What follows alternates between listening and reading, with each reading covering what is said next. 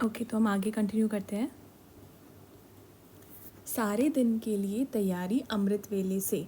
Topic का नाम है सारे दिन के लिए तैयारी अमृत वेले से।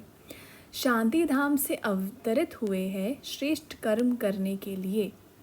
रोज अमृत वेले ऐसे ही सोचो कि निद्रा से नहीं, शांति धाम से कर्म करने के लिए अवतरित हुए हैं। रात को कर्म करके शांति धाम में चले जाओ। तो अवतार अवतरित होते ही है श्रेष्ठ कर्म करने के लिए। उनको जन्म नहीं कहते हैं, अवतरण कहते हैं। ऊपर की स्थिति से नीचे आते हैं, यह है अवतरण। तो ऐसी स्थिति में रहकर कर्म करने से साधारण कर्म भी अलौकिक कर्म में बदल जाते हैं। जैसे दूसरे लोग भी भोजन खाते हैं, लेकिन आप कहते हो ब्रह्मा भोजन खाते हैं। फर्क हो गया ना।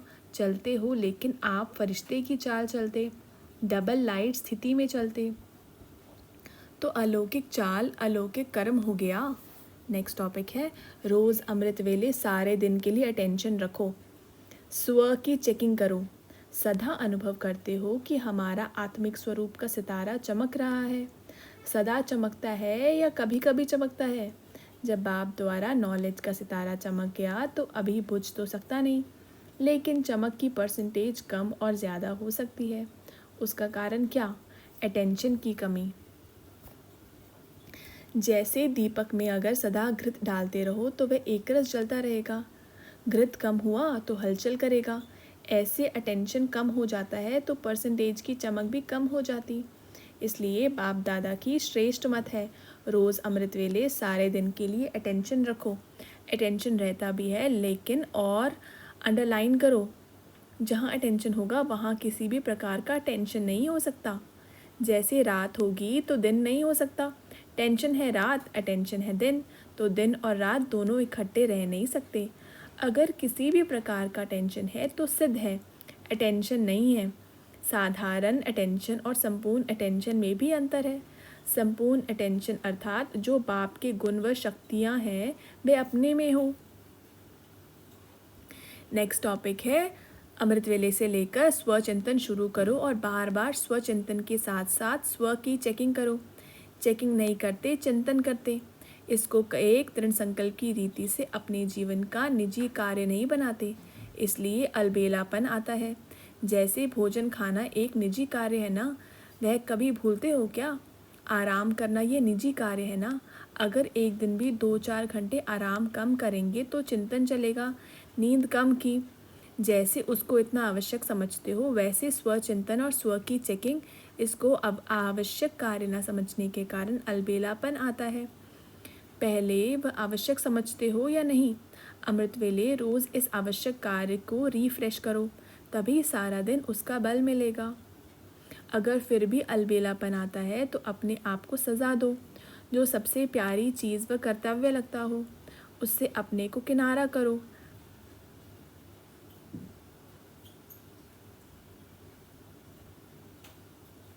पश्चाताप करना चाहिए। अभी पश्चाताप कर लेंगे तो पीछे नहीं करना पड़ेगा। रोज़ अमृत वेले अपनी महिमा, बाप की महिमा, अपना कर्तव्य, बाप का कर्तव्य रिवाइज करो। एक निजी नियम बनाओ। अलबेलापन तब आता है जब सिर्फ डायरेक्शन समझा जाता, नियम नहीं बनाते। जैसे दफ्तर में जाना जीवन का नियम है तो जाते हो ना, ऐसे अमृत वेले उठकर अपने नियम को दोहराओ। मेरे जीवन की क्या विशेषताएं हैं, ब्राह्मण जीवन में क्या नियम है, और हर घंटे चेकिंग करो कि कहाँ तक नियम को अपनाया है। हर समय बार बार चेकिंग करे, सिर्फ रात को नहीं, बार बार अटेंशन के चौकीदार रखना, तो वह पहरा देते रहेंगे। अलबेलेपन की निवृत्ति का साधन है बार बार अटेंशन। सहज मार्ग समझते हो, इसलिए अलबेले हो जाते हो। कोई बड़ा नियम बनाओ। जैसे भक्ति में कड़ा व्रत धारण करते हैं, ऐसे कड़ा नियम बनाएंगे तो अलबेलापन समाप्त हो जाएगा। जैसे साकार बाप को अथक देखा ना, ऐसे ही फॉलो फादर। पहले स्व के ऊपर मेहनत, फिर सेवा में मेहनत, तभी धरती को चेंज कर सकेंगे। अभी सिर्फ कर लेंगे हो जाएगा, इन आराम के संकल्पों के डनलप को छोड़ो, करना ही है।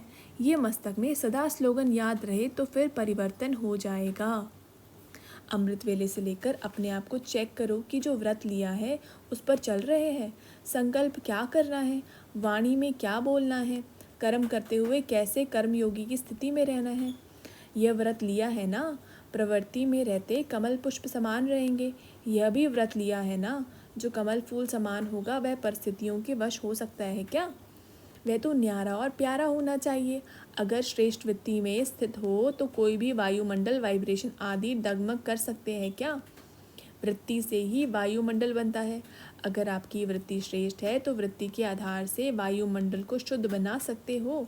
इतनी पावर है। यह वायुमंडल की पावर तेज है। उस समय अपने को देखो, क्या हम अपने को, अपने बाप को, अपने पोजीशन को भूल गए? इस व्रत को अब पक्का करो, फिर देखो कैसे सदा के विजयी होते हैं। लेकिन इसके लिए जो व्रत लिया है उसको बार बार अपनी बुद्धि में रिवाइज करो कि कौन कौन सी प्रतिज्ञा बाप से की है, कौन सा व्रत लिया है, तो फिर यह व्रत रिफ्रेश होगा, स्मृति में रहेगा, और जितना स्मृति में रहेगा उतनी समर्थी रहेगी। अमृत वेले से लेकर हर चलन को चेक करो। हमारी दृष्टि स्थिति एकरस अलौकिक है। चेहरे का पोज सदा हर्षित है या समय प्रति समय बदलता रहता है।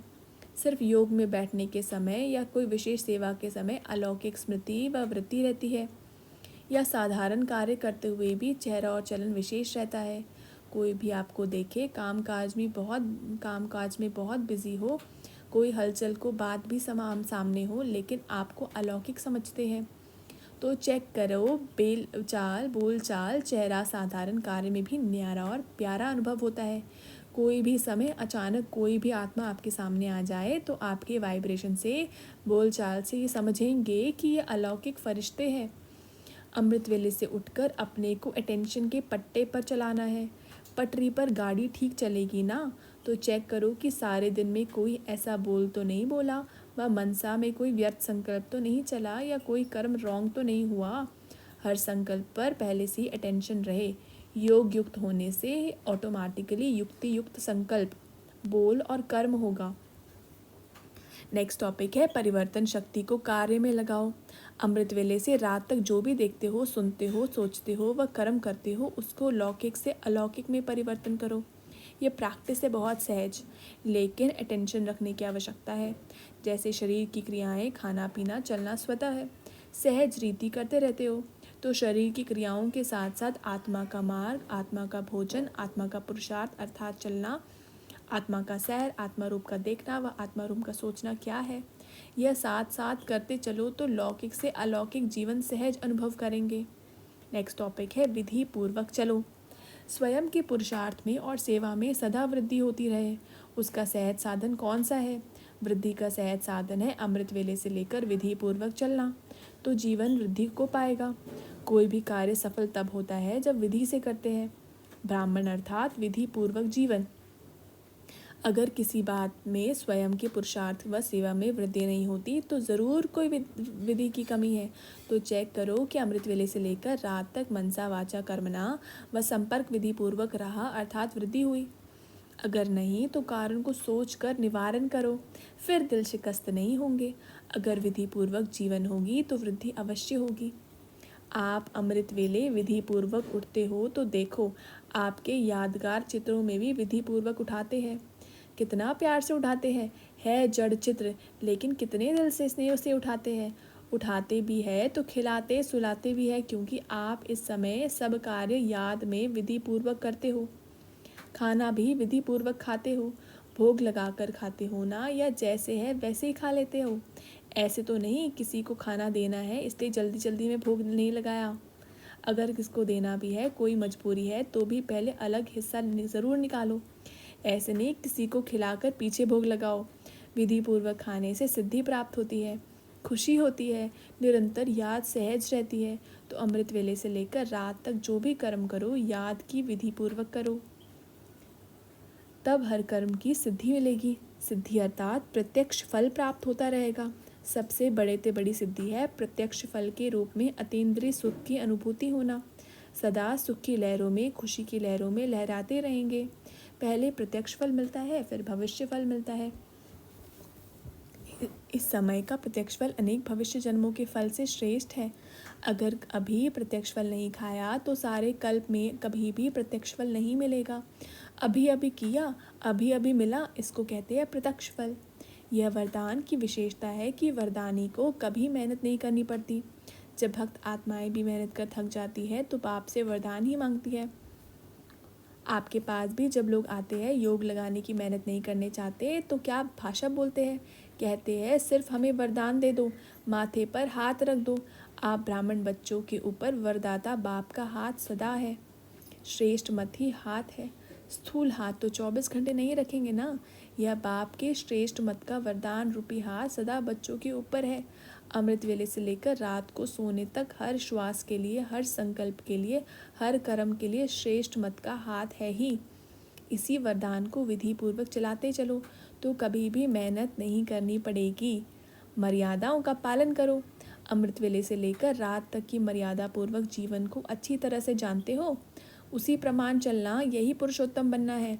जब नाम ही है पुरुषोत्तम अर्थात सर्वसाधारण पुरुषों से उत्तम, तो चेक करो कि हम श्रेष्ठ आत्माओं की पहली मुख्य बात स्मृति उत्तम है। स्मृति उत्तम है तो वृत्ति और दृष्टि स्थिति स्वतः ही श्रेष्ठ है। स्मृति की मर्यादा को जानते हो। मैं भी श्रेष्ठ आत्मा और सर्व भी एक बाप की श्रेष्ठ आत्माएं हैं। वैरायटी आत्माएं वैरायटी पार्ट बजाने वाली है। ये पहला पार्ट नेचुरल रूप में स्मृति स्वरूप में रहे। देह को देखते भी आत्मा को देखे। यह समर्थ स्मृति हर सेकंड स्वरूप में आए। स्मृति स्वरूप हो जाए, सिर्फ सिमरन न हो कि मैं भी आत्मा, यह भी आत्मा लेकिन मैं हूँ ही आत्मा, यह भी है ही आत्मा।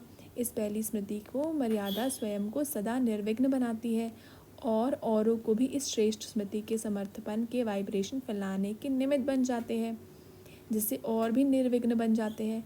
बाप दादा आज अमृत वेले चारों ओर के बच्चों की प्योरिटी की पर्सनालिटी चेक कर रहे थे। प्योरिटी की परिभाषा को भी अच्छी तरह से जानते हो। प्योरिटी सिर्फ ब्रह्मचर्य व्रत नहीं, ब्रह्मचर्य व्रत में तो आजकल के सरकमस्टांस अनुसार कई अज्ञानी भी रहते हैं,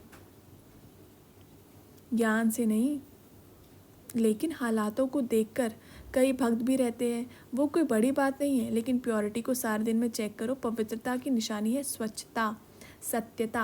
अगर सारे दिन में चाहे उठने में, चाहे बैठने में, चाहे बोलने में, चाहे सेवा करने में, चाहे स्थूल सेवा की व सूक्ष्म सेवा की, लेकिन अगर विधि पूर्वक नहीं की, विधि में भी अगर ज़रा सा अंतर रह गया तो वो भी स्वच्छता अर्थात पवित्रता नहीं, व्यर्थ संकल्प भी अपवित्रता है। क्यों? आप सोचेंगे कि हमने पाप तो किया ही नहीं, किसको दुख तो दिया ही नहीं, लेकिन अगर व्यर्थ चला, समय गया, संकल्प गया, संतुष्टता गई, तो आपके पवित्रता की फाइनल स्टेज की डिग्री में फ़र्क पड़ जाएगा। 16 कला नहीं बन सकेंगे, 15 कला, 14 कला, 13.5 कला नंबरवार हो जाएगा। तो अपवित्रता सिर्फ किसको दुख देना या पाप कर्म करना नहीं है, लेकिन स्वयं में सत्यता, स्वच्छता विधि पूर्वक अगर अनुभव करते हो तो पवित्र हो। निकल गया, बोलना नहीं था लेकिन बोल लिया, तो इसको क्या कहेंगे? मालिक है। इसलिए अमृत वेले से लेकर रात तक अपने संकल्प, बोल, कर्म, सेवा सबको चेक करो। मोटे रूप से नहीं चेक करो। अगर मोटे रूप से चेक करेंगे तो देखो चंद्रवंशी को मोटी निशानी तीर कमान दिया है और सूर्यवंशी को कितनी छोटी सी मुरली दे दी है। मुरली कितनी हल्की है और तीर कमान कितना मेहनत का है। पहले तो निशाना लगाते हो रहो, दूसरा बोझ उठाते रहो, और मुरली देखो, नाचो गाओ हंसो खेलो। तो इसलिए मोटा मोटा रूप ना पुरुषार्थ का रखो ना चेकिंग का रखो। अभी महीन बुद्धि बनो, क्योंकि समय समाप्त अचानक होना है, बताकर नहीं होना है। बाप दादा ने तो पहले ही कह दिया है कि कोई उलाना नहीं देना। बाबा आपने बताया क्यों नहीं? बाप कभी भी टाइम कॉन्शियस नहीं बनाएगा। नेक्स्ट टॉपिक है आज्ञाकारी रहने का दृढ़ संकल्प करो। ब्रह्मा बाप के हर कदम पर कदम रखना, इसको कहा जाता है फॉलो फादर। तो ब्रह्मा बाप ने बाप की श्रीमत पर पहला कदम क्या उठाया? पहला कदम आज्ञाकारी बनो। जो आज्ञा मिली उसी आज्ञा को प्रत्यक्ष स्वरूप में लाओ। तो चेक करो कि आज्ञाकारी के पहले कदम में फॉलो फादर है। अमृत वेले से लेकर रात तक मनसा वाचा कर्मणा संबंध संपर्क में जो आज्ञा मिली हुई है उसी आज्ञा प्रमाण चलते हैं कि कोई आज्ञा पालन होती है और कोई नहीं होती है। संकल्प भी आज्ञा प्रमाण है कि मिक्स है। अगर मिक्स है तो फुल आज्ञाकारी है या अधूरे आज्ञाकारी।